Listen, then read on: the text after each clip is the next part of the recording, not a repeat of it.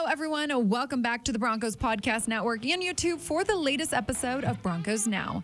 Team reporter and host Sydney Jones here. And coming up on today's episode, the Broncos held Sean Payton's introductory press conference here at the team headquarters. We'll take a look at both Sean Payton's and owner and CEO Greg Penner's opening statements and some of the main takeaways from the press conference. All that and more coming up.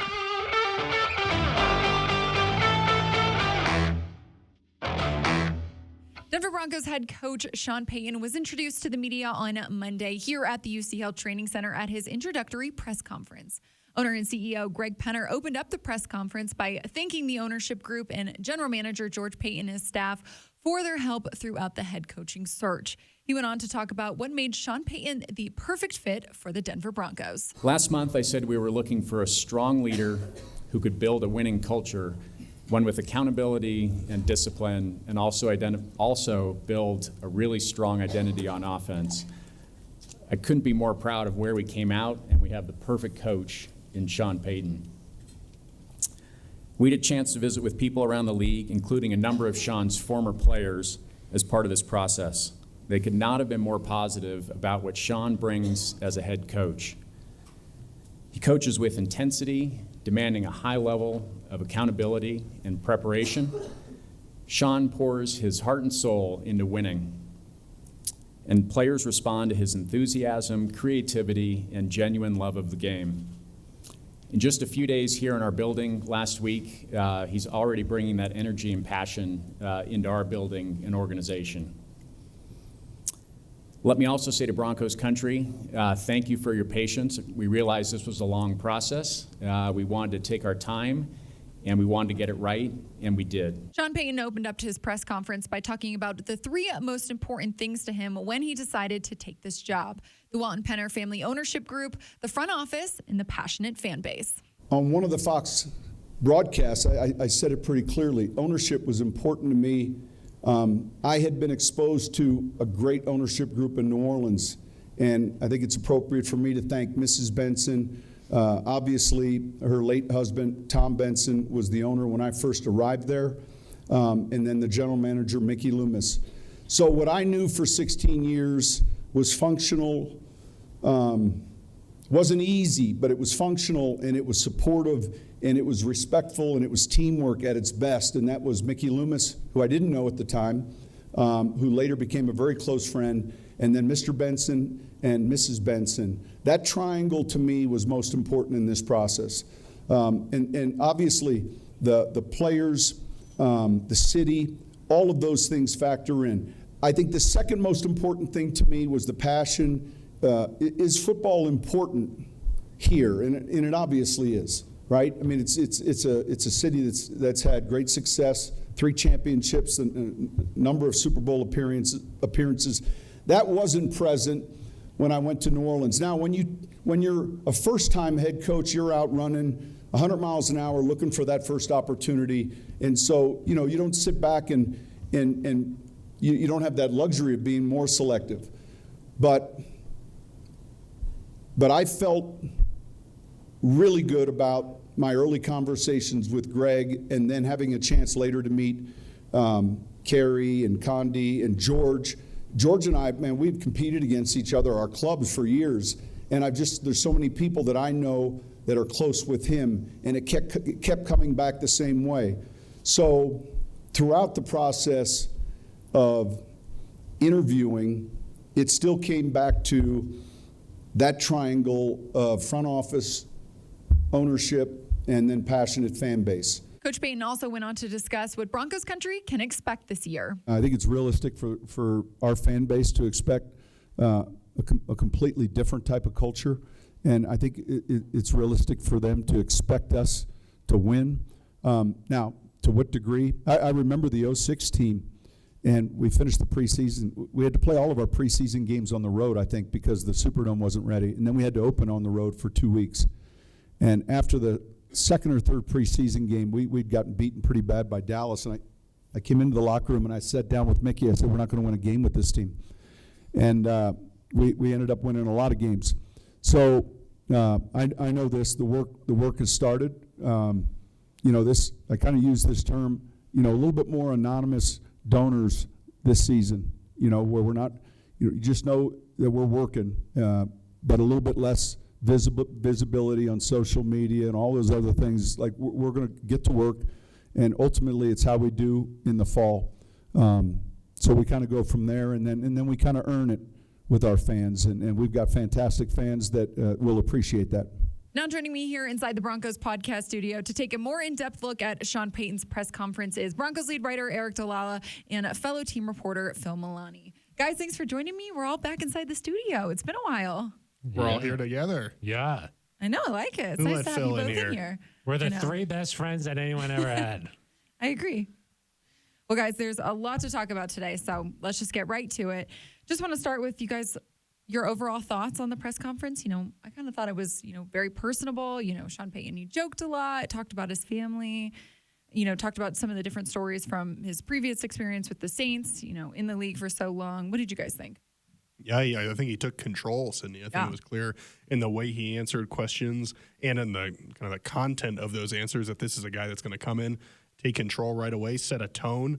The Broncos were looking for someone like that, a leader who was going to put a sense of accountability and discipline into this team. And I think it's pretty clear just from day one that Sean Payton is going to do that, whether it's talking about the details that matter or just saying things like, hey, players having personal coaches in the building, that's not going to happen anymore. So he set the tone right from the very beginning. Yeah, I agree. And things are just so much different when this is your second time around doing this versus a first-time head coach. The last several coaches the Broncos have come in, this day is all about, I'm really excited about the opportunity, what it might be like to be a head coach, those types of things. Right. Today was all about setting the tone, moving forward, getting to work. And by all accounts, that's already started to happen. I mean, Sean Payton came in here last week, and he's already been working. So you could just feel the energy. You could feel his the culture that he wants to build, accountability. You can already start to sort of feel those things, and it's been less than a week. Yeah, definitely. And, Coach Payton, he talked a lot about this past year and his time with Fox and talking about, now that it was time for him to be ready to get back to coaching. He joked that his wife said he needed to get back to a job on a day-to-day basis. He did really enjoy his time with Fox and all the people he met there. But at the end of the day, there's nothing that replaces winning. And you can tell he's really thrilled to be back coaching. Yeah, it kind of felt like he used the analogy of being out at the racetrack and being able to smell the gasoline and the feel and how loud it is there. And he said nothing really replaces that because he would get to the studio at Fox super early in the morning, work all day long, and drive back home. And you don't have that same feeling that after a game, win or lose, you're driving back home. You can feel that sort of that you are in it, sort of. And he just talked a little bit about that. He did speak very highly of the whole Fox crew, said he really enjoyed working with all those guys there. And but nothing's quite like being on the sideline. Yeah, this doesn't feel to me like a guy who's burnt out, who's going to do this for a year or two. I mean, this sounds like a guy who's, he's rejuvenated. He's ready to do this for a long time, compete for championships here in Denver. I do think that having a year away probably gave him some perspective.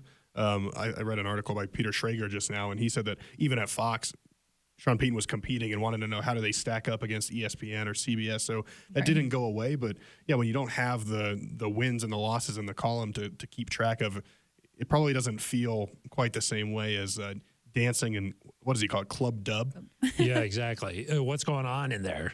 That's what they said. What did he say? They spent like $30,000 on an audio system there, and he wanted the visiting teams to be like, "What's going on in there?" I like it. So wins. Yeah. Wins. Yes. Well, guys, of course, he talked about Russell Wilson and his performance last season.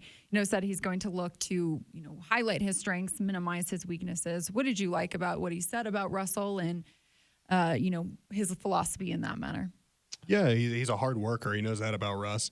It sounds like Russ has been trying to get in touch with him, both personally and through Drew Brees. It kind of sounds like the Russell that we know. Right. But listen, it's what we already knew that Sean Payton was going to do. He's going to look at what he does really well, what he doesn't do so well, and build something that plays to his strengths. And it's, he kind of said it's not really that different than what you do for any player, but obviously it's more important because it's for Russell Wilson. It's for this quarterback that you've invested so much into. Who knows ultimately what that turns out looking like, what the level of success they get back to, but certainly in my mind at least, if anybody has a chance of making this work, it's Sean Payton. Yeah, he said that like he saw some more from Russ those last couple of weeks in the season last year, and we all saw that too. I mean, Russ was running around, throwing the ball down the field, and look, that's going to determine the success of this team next year. Is, hey, can Russ get back to Seattle Russ? Does he still have that in him? And I don't think Sean would have really been that interested in his job if the answer was no there. So he must think that he can get to work with this guy, guys who have a mutual respect for each other. I think that that's important too, just that Russ understands, look, Sean Payton's coming in here. He's a Super Bowl winning head coach. He's coached 15 years as the head man in this league. There's got to be mutual respect there. And I think when Sean comes in, he's going to demand that, and he'll be able to get the most out of Russ. That's what I think. I mean, the guy is an innovative offensive mind. Greg Penner's talked over and over about finding an offensive identity. I don't think that'll be something that's missing from this Broncos team. And, you know, when I had a chance to talk to George Payton today, he said, look, when you look at the offenses that they had there in New Orleans, they're top 5, top 10 every single year. And so that's the kind of consistency that you're looking for there, where it's not like, oh, you had a couple of good years here or there. It's like they're consistently at the top of the league in offense. And that's because of Sean Payton. Right. Yeah, Phil, you mentioned you talked to George Payton earlier today. There was a lot of discussion throughout the press conference about how aligned they were in their relationship. What did George have to say about that? Well, that's going to be critical because part of finding success in this league is getting the talent that fits the scheme. And so to be able to have some consistency there is going to be crucial for these guys. He worked with Mickey Loomis for a long time, his whole time there in New Orleans. And those two were able to have that kind of success. And Payton said, look, there's times where we got to challenge each other. Sean Payton said that about like working with Mickey Loomis, and he hopes that that kind of relationship will materialize with George Payton. But they've known mutual friends for a long time. They both entered the league in '97, so they've been in this thing together for a long time, although their paths haven't crossed. But look, I think that at the end of the day, somebody's got to have that dominant voice, and somebody's got to have the final say on something. We didn't quite find out too much about that today, but those two are going to have to work together and find players to fit this scheme. And, you know, with the trade with New Orleans, the Broncos only have 5 picks. So they're going to have to hit on this. George Payton said they're going to be aggressive in free agency. So getting talent in here that fits what Sean Payton wants to do is going to be huge. And Sean talked about that his first couple of years there in New Orleans, that, hey, it was tough. There was some awkward conversations. There was a lot of roster turnover there. And I expect the same thing will happen here in Denver. Well, Aric, for you, I know you asked Coach Payton just about some of the tangible steps he took to change the culture in New Orleans. What did he say about having, you know, coming here and doing the same thing maybe? Yeah, I mean, I think the biggest thing is evaluating what you see with an open mind. And obviously everyone's got these notions about what Russ is, what this wide receiving core is, what the defense is, you know, what is how's the front office operated, and the training room and the weight room and all those sorts of things. But Sean Payton said, I'm going to come in and look at this all with a fresh perspective and go from there and make decisions off of that, which I think is the right way to do that. You don't want to come in and just already have just these preconceived notions in place without any sort of room for flexibility. What I do think is clear, which is what Phil kind of mentioned, he's looking for a certain type of player, a player that's going to be accountable, be disciplined, be willing to work, have attention to detail, have great football makeup, have good character. And if those things aren't there, those players aren't going to be on this team. There was very much a sense of, hey, some guys are adaptable to change and they're willing to do what it takes to play this certain style of football. And there are guys that don't want to do that. And like Phil mentioned, that turnover can be difficult. But that's, I believe, will happen pretty quickly. The other thing that stood out to me is he said, we're going to work, and you might not see us work. It sounds like he wants to dial down a lot of the social media. And I don't know if that's from a team perspective, a player perspective, but dial down how much talking there is, which if you were around last year, of course, you know, fans listening in, they know that these guys came out and said, hey, it's Super Bowl or bust. You know, we want to win a championship. If we're not hosting AFC playoff games, it's a disappointment. I think we're going to hear less of that chatter, and there's going to be a lot more work, and maybe you'll see those dividends at some point. But until then, I suspect you're going to see a much different tone that these guys take. And when they were talking about just like looking at this year's roster, they were like, let's just look at the tape. Like let's not worry about all the other stuff, how they got here, where they were drafted, what they were signed to. Let's just evaluate what we see on tape and make decisions based off of that. And I'm not sure, did you read into that at all, Aric? Just him being like... Well, I mean, I think Russ is obviously the big name there. I don't think that's suggested in any way that Russ is not going to be here or not going to start, but I do think it plays into other areas. Hey, you might be a second-round pick, but if you're not performing, you're not going to play. And you could be an undrafted free agent, and if you do everything we want you to do, you're going to be on the field. And, I think that most football teams end up being like that anyway, right? Like it's a meritocracy. If you play well, you're going to end up on the field. But it's clear that matters to Sean Payton. And maybe down the road when he brings his own guys in, that'll matter a little bit less. But certainly right now, everyone's got to show up, whether you're, it's a last year deal or you just signed a big deal. You got to come prove that you deserve a spot on this football team. Yeah, I think that's what he was sort of doing, is just saying, hey, I don't care what you've done in the past. I don't care what you're doing, outside of this situation. If I don't see you bring it, you're not going to play. And so I thought he was sort of sending a message there. I think that's what this team needs. Yeah, I bet Pat Surtain still plays. But he's probably going to bring it. That's true. He will. He's He not- always does. Yeah, Always he does. brought it on Sunday. Trouble Nice games. little pick there. Intense. Intense. It was intense. That was quite the game. Yeah. I mean, Sean he Payton just... seemed It's like all he flag loved football. Yeah. Yeah, Sean Payton didn't like that. Huh? No, He had some blasts today, I thought. That was good. I liked it. I liked it. Yeah. Yeah. More like little dings, Yeah, Little but jokes here and there. jabs. there were definitely jabs. Yeah, a lot of jabbing.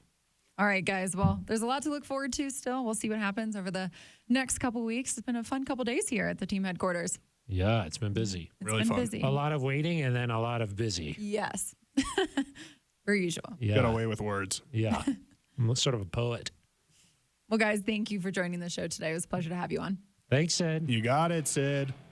Well, that'll do it for today's episode of Broncos Now. Broncos Country, thanks so much for tuning in. Make sure to follow the Broncos Podcast Network on Twitter and the Denver Broncos YouTube channel to stay up to date on the latest episodes. I will see you all next time.